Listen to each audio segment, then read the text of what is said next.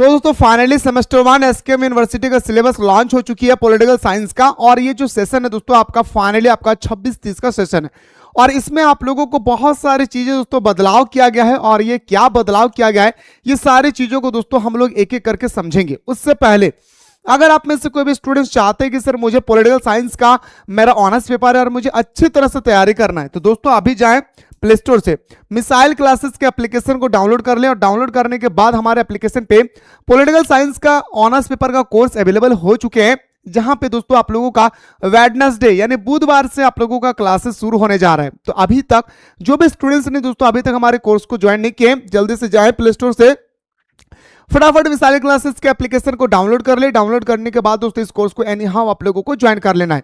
और इस कोर्स के अंदर में दोस्तों सारा सब्जेक्ट पढ़ा जाएगा। ऐसा नहीं सोचना है कि सिर्फ और सिर्फ हमारा ऑनर्स पेपर पढ़ा जाएगा, जी नहीं मेरे भाई, यहाँ पे आपको ऑनर्स पेपर के अलावा और 6 सब्जेक्ट आपको मिलने वाला है। तो 6 सब्जेक्ट की संपूर्ण तैयारी कराए जाएंगे अलग अलग टीचर्स के द्वारा। तो लेट ना करें, जाए ज्वाइन करें। चलिए मेरे भाई सबसे पहले हम लोग बात करते हैं एग्जाम पैटर्न। आखिरकार सर आप लोगों का जो एग्जाम पैटर्न में जो चेंजेस हुई है वो सबसे पहले मेरे दोस्तों आपको ध्यान रखना है। ऑनर्स पेपर को हम लोग बोलते हैं दोस्तों क्या, मेजर पेपर, जो पूरा का पूरा आप लोगों का 100 मार्क्स का एग्जाम होने वाला है। आप इस 100 मार्क्स को दोस्तों आप लोग 2 कैटेगरी में डिवाइड करते हैं। एक कैटेगरी में दोस्तों हम लोग बोल सकते हैं सर ईई यानी दोस्तों एक्सटर्नल एग्जाम, जो हमारा दोस्तों 75 मार्क्स का एग्जाम होगी। और हमारा आता है दोस्तों आईई यानी इंटरनल एग्जाम, जो दोस्तों हमारा 25 मार्क्स का एग्जाम होता है। कितना? 25 मार्क्स का। गौर से देखेंगे मेरे फटाफट हम लोग देख लेते हैं एक बार।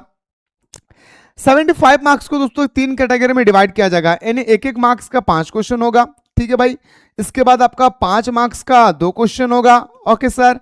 इसके बाद आप लोगों का 15 मार्क्स का 4 क्वेश्चन होगा। ये आ रहा आपका एग्जाम पैटर्न। साथ ही साथ पासिंग मार्क्स क्या है ये भी मेरे भाई मैं आपको बताने वाला हूं, ठीक ना। इसके बाद जो हमारा एक्सटर्नल एग्जाम होती है दोस्तों, सॉरी आपके इंटरनल एग्जाम होती है, इसे भी दोस्तों आप 2 कैटेगरी में डिवाइड करेंगे। एक कैटेगरी होगा आपका 5 मार्क्स और एक कैटेगरी होगा आपका 20 मार्क्स। इस प्रकार अगर हम लोग 20 मार्क्स की बात करें तो 2 क्वेश्चन होगा भाई, क्वेश्चन नंबर 1 क्वेश्चन नंबर 2, यानी 10-10 मार्क्स का 2 क्वेश्चन होगा। अब दोनों आपको लिखना होगा। और इस प्रकार दोस्तों यहाँ पे 75 मार्क्स का एग्जाम होती है। और यहाँ अगर बात करें तो टोटल आप लोगों को 100 मार्क्स का एग्जाम होती है। अब मेरे भाई आप लोगों को इस 75 मार्क्स में थोड़ा सा गौर करेंगे, बहुत सारे स्टूडेंट्स कंफ्यूजन है इस चीज को लेकर के। ये 75 में आपको 30 नंबर लाना ही होगा। कितना? 30 नंबर यहाँ पे आपको एनी हाउ दोस्तों लाना होगा, ठीक है।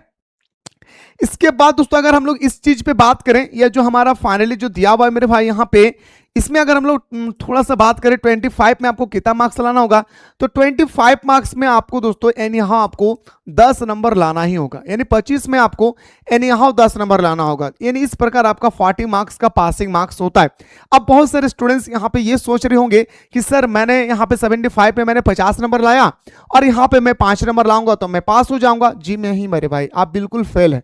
दोनों मिला के आपको 40% नहीं लाना है, आपको अलग अलग कंडीशन में आपको 40% लाना है। इसलिए मेरे भाई आप लोगों को इंटरनल में क्या पूछा जाएगा, एक्सटर्नल में क्या पूछा जाएगा, ये सारा चीज दोस्तों आप लोगों को एप्लीकेशन पे एक एक करके बताया जाएगा। इसलिए मेरे भाई कोई भी स्टूडेंट जो अभी तक ज्वाइन नहीं किए फटाफट जाकर के ज्वाइन कर ले। अब आते हैं दोस्तों सिलेबस। इसमें आप लोगों को टोटल 6 यूनिट पढ़ना है। कितना? टोटल आप लोगों को 6 यूनिट पढ़ना होगा। यूनिट नंबर 1 में आप लोगों को 2 चैप्टर है, ध्यान से देखेंगे। पहला चैप्टर की अगर हम लोग बात करें रसगुल्ला कि राजनीतिक सिद्धांत की प्रकृति, महत्व और इसकी प्रासंगिकता का बारे में वर्णन करें। राजनीतिक सिद्धांत की प्रकृति और राजनीतिक सिद्धांत का क्या महत्व है और इसके बारे में दोस्तों विवेचना करें। यह क्वेश्चन एकदम 100% आपके पेपर में छपेगा। दूसरा टॉपिक में आपको डिस्कस करना है कि राज्य प्रणाली की उत्पत्ति और विकास, मतलब राज्य का उत्पत्ति कैसी हुई, हमारा राज्य का विकास कैसे हुआ, यह आपको डिस्कस करना है चैप्टर नंबर 2 में, यूनिट नंबर 1 के अंदर में, ठीक है।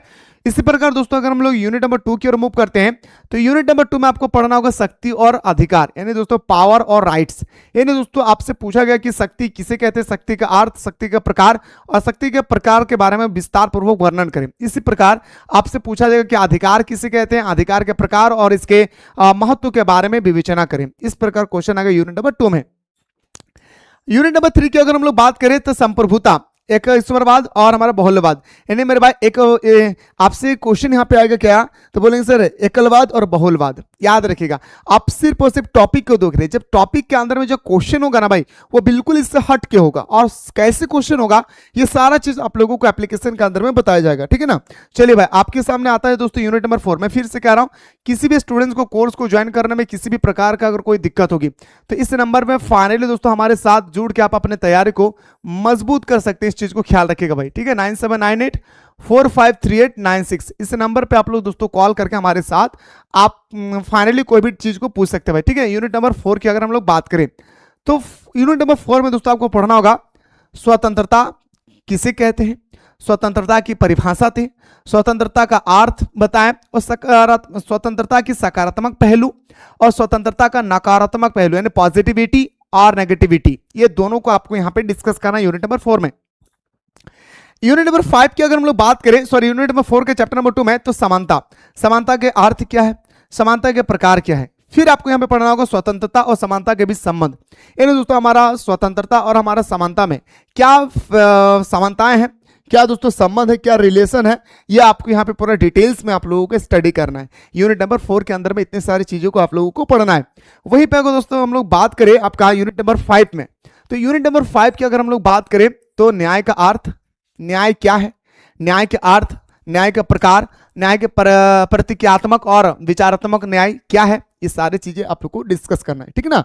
अब आते हैं दोस्तों हम लोग यूनिट नंबर 6 में, क्या बोलेंगे सर, हमारा यूनिट नंबर 6 में आएंगे सर, ठीक है। यूनिट नंबर 6 क्या कहते हैं सर, कि लोकतंत्र का अर्थ, विकास, लोकतंत्र किसे कहते हैं, लोकतंत्र का अर्थ क्या है, लोकतंत्र की प्रकृति क्या है, लोकतंत्र का पूछा जाएगा कि लोकतंत्र का हानि और लोकतंत्र का लाभ, यानी दोस्तों लोकतंत्र का सकारात्मक, लोकतंत्र का नकारात्मक पहलू के बारे में वर्णन करें।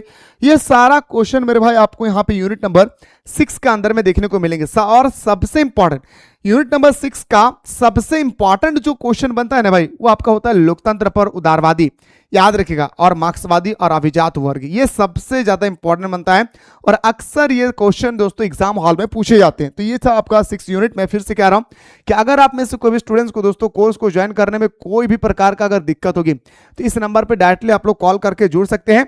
और वेडनेसडे को मेरे भाई बिल्कुल आप लोगों का क्लासेस शुरू हो जाएगा, और डिस्क्रिप्शन बॉक्स में एक व्हाट्सएप ग्रुप का लिंक दिया गया है, इस व्हाट्सएप ग्रुप को आप लोगों को एनी हाउ ज्वाइन कर लेना है। मुलाकात करते हैं दोस्तों एक नया वीडियो के साथ।